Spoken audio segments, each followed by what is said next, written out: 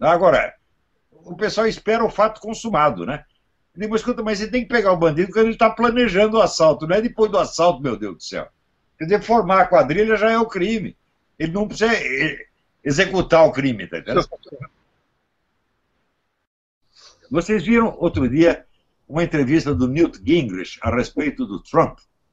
Ele disse uma coisa impressionante. Em 2 minutos ele disse: você sabe por que o pessoal não gosta do Trump? É porque ele não pertence ao círculo interno. Ele não fez as iniciações, ele não pertence à sociedade secreta. Assim. Né? Então, gente que não pertence à sociedade secreta está começando a aparecer. Apareceu o Macri, aparece no Brasil o Bolsonaro, aparece o Trump nos Estados Unidos. Na Europa também aparece o Nigel Farage. Então é gente que veio de fora, gente que veio do povo e que não está nesse círculo fechado. E é esse círculo que nós temos que quebrar, porque é isso que está estrangulando o mundo e está estrangulando o Brasil. Da situação que o Brasil viveu nos últimos 20 anos, é uma coisa que não é inédita, mas que já tem até um conceito estabelecido em ciência política, que é o que eles chamam o unipartidarismo imperfeito. É um regime no qual o governo e a oposição só divergem em problemas secundários. E se unem contra a entrada do corpo estranho. Como estão se unindo contra o Trump, contra o Bolsonaro e assim por diante. Este é o regime que vigora no Brasil e que estão tentando implantar no mundo inteiro. E no Brasil, esse regime chegou ao seu limite. Porque um dos lados da parceria cometeu tantos desatinos que o outro já não quer mais ser visto ao lado dele. Exatamente. Então, quando do PMDB fala, pô, nós já nos queimamos demais por causa desses caras, vamos sair daqui correndo. Pra gente ver o quanto o PT é ruim, né? Pro PMDB, que de santo não tem nada, querer correr do PT, eu vou te dizer, viu? Aí pra gente ver como o PT aí é o próprio cão da política brasileira. É exatamente isso.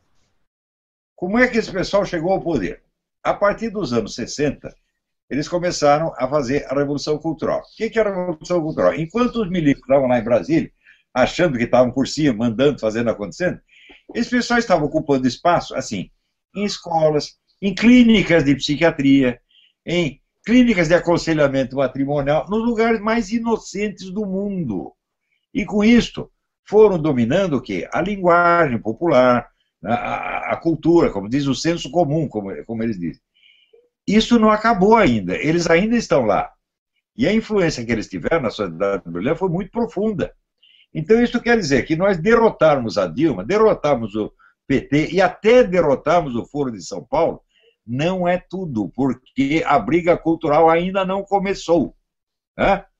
Eles ainda têm todos os megafones na mão. Eles têm as universidades, eles têm a grande mídia, né? Eles têm o show business, pergunta aí para o Lobão. Nós temos que tirar essa gente de todos esses lugares. Enquanto não sair o último, nós não estamos garantidos. Nós temos que pensar aqui, assim que nem o Hernán Cortés, né? O Hernán Cortés fez a guerra lá contra os astecas, e quando os astecas se renderam, ele falou, então acabou a guerra. Daí tinha os índios das tribos menores, aliadas com ele, que era onde os astecas colhiam escravos para arrancar o coração. Os índios falaram, acabou a guerra, coisíssima nenhuma. Se deixarmos desses caras vivos, eles vão fazer tudo de novo amanhã ou depois.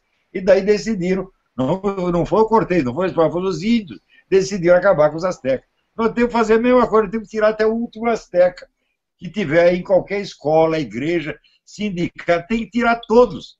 Aí sim, nós temos que, vamos dizer, passar o Brasil a limpo, sim, de alta mar, não é só na superfície, não. Porque Brasília é a superfície, Brasília é a espuma em cima do mar.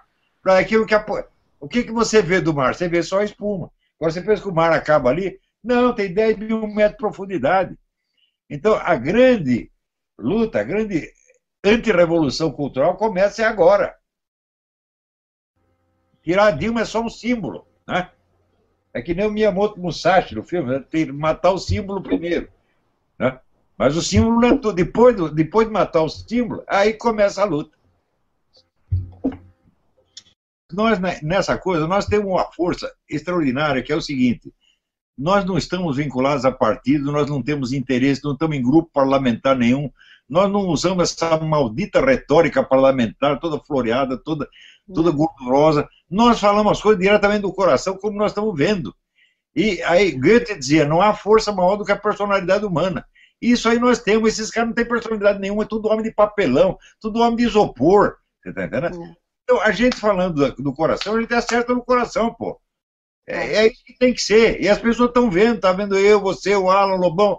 Quem são esses caras? Que partido eles são? São candidatos a alguma coisa? Ninguém aqui é candidato a nada, tampouco nos lixando para essa porcaria, né? Então o pessoal fala, não, o Bolsonaro tem que convidar você para ministro da Educação. Se o Bolsonaro foi eleito, me ofereceu o cargo, eu vou dizer o seguinte para ele.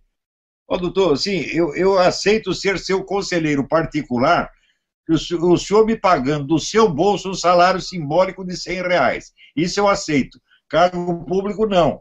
Nenhum de nós foi feito para cargo público, nenhum para ser senador, nem deputado. Nós somos apenas cidadão brasileiro falando do que nós estamos vendo com os dois olhos da cara. E as pessoas sentem isso, elas sentem a sinceridade, sentem a verdade que está falando. O príncipe de Liechtenstein, ele recusou o próprio salário, né? Ele não recebe nada do governo, e ele só mantém realmente os negócios da família lá no país, que é como, não é nada uma mega empresa com comparação aos habitantes de lá, mas ele recebe dinheiro do próprio trabalho dele, né? Dele e da família. O Trump aqui que está pagando a sua própria campanha não gastou um tostão de ninguém, e só por isso ele já merece o voto. Porque os outros vão lá já se corravam preso com 500 lobistas. Daí tem que atender todo mundo. Ele não é comprável, porque ele já se comprou a si mesmo e já pagou, já está quitado. Né? Sim. Perguntaram aqui sobre o Trump, aqui fizeram várias perguntas falando da inconsistência dele, o que o senhor poderia comentar. Aproveitar a brechazinha só para o senhor poder comentar um pouquinho, porque o pessoal está muito perdido com relação às eleições americanas.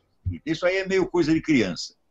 É aquele raciocínio do garoto que chega para o pai e fala, se você pode fumar cigarro, por que eu não posso fumar maconha? Né? Esse tipo de lógica assim, mecânica.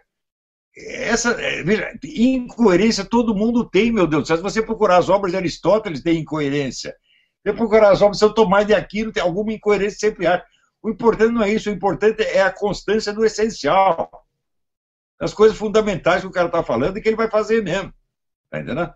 Agora, você ficar ciscando, no ano de 1920 ele não falou, ele falou não sei o quê. Isso aí é frescura, meu Deus do céu. Quando o que você tem que procurar, vamos dizer, você pode procurar inconsistências, mas nos atos. Não em palavras. Aí o pessoal fica ciscando palavras para buscar. Existe, olha, é um problema técnico. Existe o que é uma incoerência lógica, existe o que é uma incoerência substantiva, ontológica, real. A incoerência lógica pode ser um simples erro de expressão, um erro de raciocínio que o cara cometeu, isso aí não importa. Isso aí não importa o que a pessoa está fazendo. Então o pessoal fala, mas ele tem negócio com os russos. Eu falo, mas é claro que tem negócio com os russos, e é excelente que tenha negócio com os russos, porque ele sabe como funciona a cabeça dos russos. Ele mostrou que ele é capaz de negociar com os russos e levar vantagem. É exatamente isso que a gente precisa. Não precisa de um bobão que nem Obama, que nunca ocupou cargo nenhum, que nunca teve um emprego nenhum, e que chega na frente do Putin, ele faz cocô nas calças. O Putin dá uma rosnada, né? Aparece um Putin com um urso e aparece o Obama com aquele cachorrinho pudo branquinho. Assim não dá, pô. O que nós temos que fazer é o seguinte, é tirar o poder desta camarilha, não é só PT, é praticamente toda a classe política, e devolvê-lo ao povo. E deixar que o povo se governe a si mesmo, mediante decisões plebiscitárias durante algum tempo, até estabilizar novas instituições. Ou seja, deixar que o povo experimente e aprenda por tentativa e erro. O que não pode ser é nós ficarmos sempre pagando pelos erros dessa meia dúzia, do estamento burocrático, como chamava o Raimundo Fauro. Nós temos que agora começar a levar a palavra democracia a sério. Fala, mas que raio de democracia é essa? Que a gente toma decisão no plebiscito e meia dúzia lá em cima fala, não, eu não quero que seja assim. Que raio de democracia é essa que o sujeito mete lá 2 artigos na Constituição sem nem votar no plenário os artigos estão lá até hoje? Quer dizer, que democracia é essa onde você eleger um deputado custa mais do que tudo que ele vai ganhar durante o seu mandato e, portanto, é onde você está praticamente obrigando o nego a entrar na corrupção. Essas coisas têm que acabar e, para isso, só tem um remédio. As rédeas do processo tem que estar na mão dos eleitores. Quem vota tem que ser quem decide. Nós temos que ter meio de controlar os políticos e de tirá-los de lá quando eles não nos obedecerem. Agora, qual será a política econômica? O que nós vamos fazer nas relações internacionais? Não precisa decidir agora, não precisa ter um modelo de Brasil. É só devolver o poder ao povo. É coisa muito simples, né?